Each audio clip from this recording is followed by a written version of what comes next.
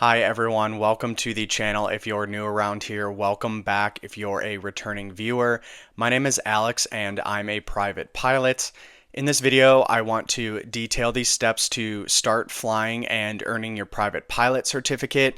If you haven't seen my first video in this series, which I can link here, I talked specifically about my personal experience, how I did my flight training, how long it took, how much it costs, and everything like that. So if that's something you're interested in, click the link and go watch that video.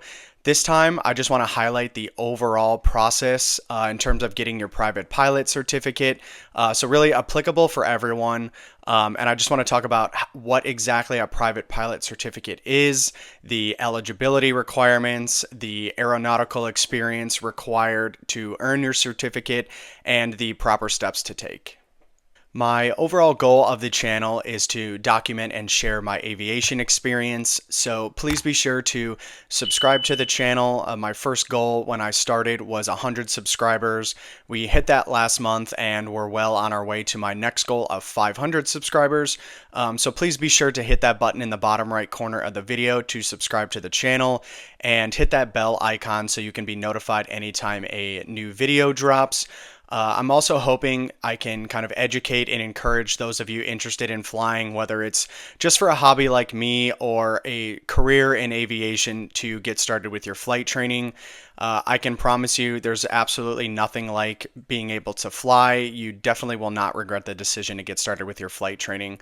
So I'm hoping I can just educate and encourage those of you that are interested in flying to do that. With all that being said, let's get into how to get your private pilot certificate.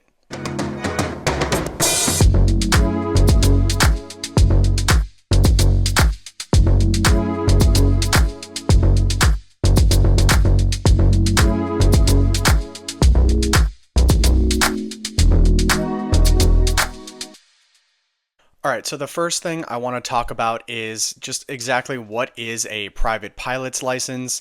It's actually called a private pilot certificate in the United States. It's essentially equivalent to a driver's license for automobiles. And with your private pilot certificate, you can legally fly an aircraft day or night in visual flight conditions. You can carry passengers, so your friends, family, coworkers, whoever you want to take up in the plane. And then you can share operating expenses with those passengers. Private pilot certification is the first major step or milestone in terms of becoming an airline pilot or a commercial pilot. In 2020, the FAA reported that there were almost 161,000 private pilots in the United States. There's almost 692,000 total pilots, 223,000 of which are student pilots. So there's a lot of pilots in the country, and those numbers continue to grow every year. In terms of what you can't do with a private pilot certificate, you cannot act as pilot in command of an airplane for compensation or hire. So you can't be paid to fly and be pilot in command of that aircraft. You cannot use a plane, whether it's a rental or someone else's plane, and have someone pay you to fly it to them or fly an object or a package or any baggage or anything like that. You need additional certification to be paid to fly. So that would be something like your commercial rating. Let's talk about how long it takes to earn your private pilot certificate. If you enroll in a fast-paced program, it could take you as little as a few months. If you're a casual flyer, it could maybe take you up to a year or more.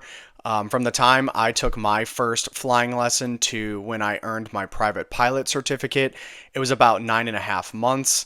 I was only flying maybe once a week or once every couple weeks, sometimes even a little bit less frequent than that, like over the summer months when I just had other stuff going on.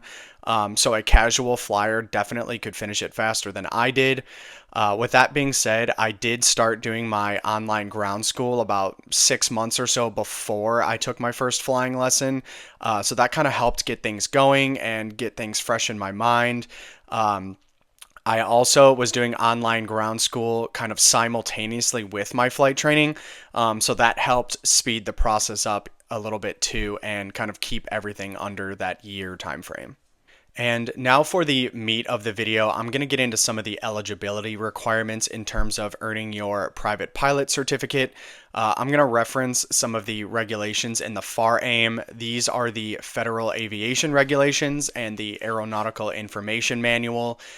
For example, the eligibility requirements are listed in FAR 61.103.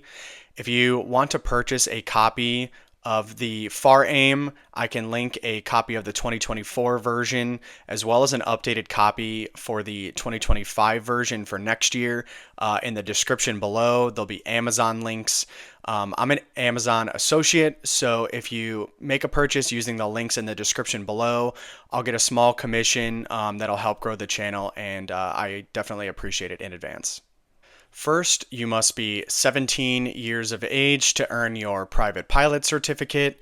You only have to be 16 to start flying and fly solo as a student pilot. You must be able to read, speak, write, and understand English. You'll need to receive a logbook endorsement from an authorized instructor certifying that you're prepared for the FAA knowledge test. You have to pass the required knowledge test on the aeronautical areas listed in FAR 61.105 Part B. You must receive flight training and a logbook endorsement from an authorized instructor who certified you are prepared for the private pilot practical test, also known as the check ride. You must meet the aeronautical experience requirements that apply to the aircraft rating you're training for before the check ride, which I'll get into in a little bit. You have to pass the practical test or the check ride on the areas of operation listed in FAR 61.107 Part B. And lastly, you must hold at least a U.S. student pilot certificate, a sport pilot certificate, or a recreational pilot certificate.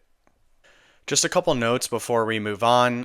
You'll need to complete the required ground training before you go and take the FAA knowledge test. You can do this one of two ways. You can either do the ground training with your instructor and they will provide you with the necessary logbook endorsement, or you can do your training online with an online ground school, something like Sporty's, King Schools, Pilot Institute. You'll have to do your training and then complete a practice exam, and then they will provide you with the electronic endorsement. Ground school typically covers a wide variety of topics, everything from aerodynamics and weather to flight planning and navigation. Once you receive your endorsement, you'll have to take the FAA knowledge test at a PSI testing center, it's called, with a score of 70% or better. I got a 90% on my knowledge exam. I did all of my training online with Sporties. After watching all of the video lessons and taking a bunch of practice exams, I felt super prepared. The exam is 2 hours long and consists of 60 questions that are generated from the FAA's private pilot test bank.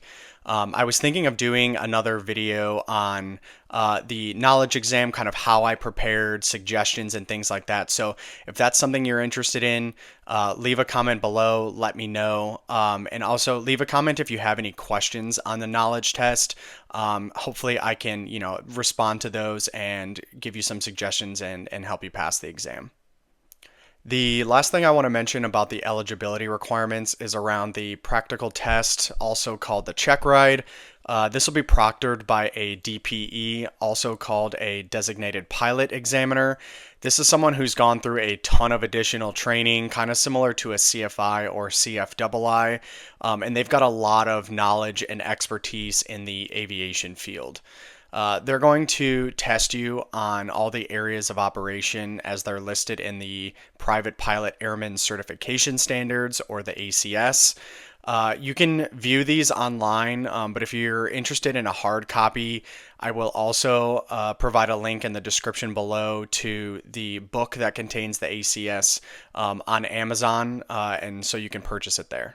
The next topic I want to talk about is the aeronautical experience required to earn your private pilot certificate as outlined in the FAR, specifically section 61.109.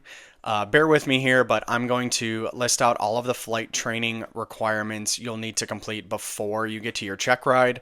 So for an airplane single engine land, you'll need a minimum of 40 logged hours 20 hours of flight training from an instructor, and then at least 10 hours of solo flight. These hours must include 3 hours of cross-country flight training, as well as 3 hours of night flight training, including one cross-country night flight of over 100 nautical miles total distance, and 10 night takeoffs and 10 night landings to a full stop, with each involving a flight in the traffic pattern. You'll also need 3 hours of flight training on the control and maneuvering of an airplane solely by reference to instruments, as well as 3 hours of flight training with an authorized instructor in preparation for the practical test, which must have been performed within the preceding 2 calendar months from the month of the test. For the 10 hours of solo flight time, you'll need 5 hours of solo cross-country time, and then one solo cross-country flight of 150 nautical miles total distance, with full stop landings at 3 points, and one segment of the flight consisting of a straight line distance of more than 50 nautical miles between the takeoff and landing locations. Once the required flight training is achieved, you will be eligible for the FAA practical exam, which will consist of an oral portion as well as a flight portion. Fewer than 5% of pilots complete their training within the minimum requirements. Student pilots can take anywhere from 40 to 50 or more hours to complete the private pilot requirements. I think I completed all of my flight training and did the check ride in 52 total flight hours, so definitely more than a minimum 40. Make sure you are diligently tracking all of the flight training requirements before you go to the check ride. An app like ForeFlight can do this, or there's other applications or websites that can track all of the requirements. They'll give you a checklist and make sure that you've got everything complete before you go to the check ride. When you get to the check ride, the designated pilot examiner is going to go line by line and check all of the requirements. So if you're missing something, the check ride's really going to end before it even gets started. I'm thinking of also making another video in this series about the check ride. I want to talk more about my personal experience, kind of what the day's like, how it went, things like that. I can provide some tips and tricks kind of on how to make sure that that day goes smoothly. So if that's something you're interested in, leave a comment below and I can get into that video as well. The last thing I want to walk through is the overall steps to take to become a pilot. If you make the decision you want to jump in and start your flight training, but you've never been in a small plane before, these are going to be the steps to take to get started. First, you have to decide what you want to fly. You can fly anything from a single engine airplane to gyroplanes to helicopters, gliders, anything. So if you want to get started flying single engine airplanes, then these are the steps you're going to have to take. Second, you need to research local flight schools. You can go to a national flight school, something like ATP, or you can go to a college or university with a flight program, something like Embry-Riddle or Arizona State, or you can go to a local flight school at an airport nearby and do lessons with an instructor there.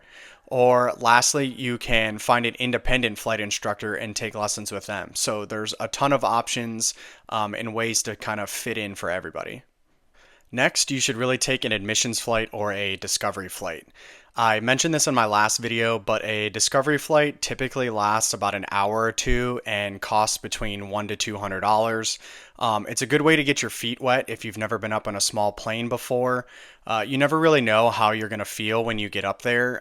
You might be nervous and not like it at all. You might get up there and absolutely love it, and that just means you can continue your flight training. So a discovery flight is definitely the best way to get started and kind of test it out. Once that's done, you can start your ground training. You can start this anytime if you purchase an online ground school course, if you go to a national flight school or go to a program at a college or university. You'll start your ground training once you get on campus and begin the program. You'll need to apply for an FAA medical certificate. For your private pilot's license, you'll just need a third-class medical certificate. If you want to pursue something past that, maybe be an airline pilot or something else, you can apply for a first or second-class medical certificate. The best plan here is to just talk with your instructor, and they'll be able to recommend what's best for you. Once you're ready to start your flight training, you'll need to apply for an FAA Student Pilot Certificate. You don't need the certificate to actually start flying, but you do need it before you can solo. So it's best to do it ahead of time and kind of get it out of the way. My instructor had me apply for it during my first flight lesson. It's a little confusing, so it's best to do it with your instructor. You'll apply for the Student Pilot Certificate on the IACRA website. It's the Integrated Airman Certification and Rating Application website, and it's a web-based application that guides the user through the FAA's Airman application process. With all of that complete, you'll finally start your flight training. You'll most likely follow some sort of curriculum with your instructor. And then lastly, you'll have to pass the private pilot knowledge test, like I mentioned earlier in the video. And then you'll have to pass the private pilot check ride with a DPE. After that, you'll get your temporary private pilot certificate right on the spot, and then you're done. And it's truly an amazing feeling. So that's all the information I have on earning your private pilot certificate. Be sure to like the video, leave a comment down below if you have a question or want to share your own story or any advice for other viewers. I really do enjoy hearing your guys' stories and your own aviation journeys, so please share that down below. Make sure you're subscribed to the channel. You can subscribe by hitting that button in the bottom right corner of the video and hit that bell icon so you can be notified when a new video drops. Thank you all for watching. If you've started your training, good luck on earning your certificate. If you haven't started yet, don't be scared to do that discovery flight and get things going. I promise you won't regret it. Being able to fly truly is one of the best accomplishments. So thank you all for watching, and we'll see you guys on the next video.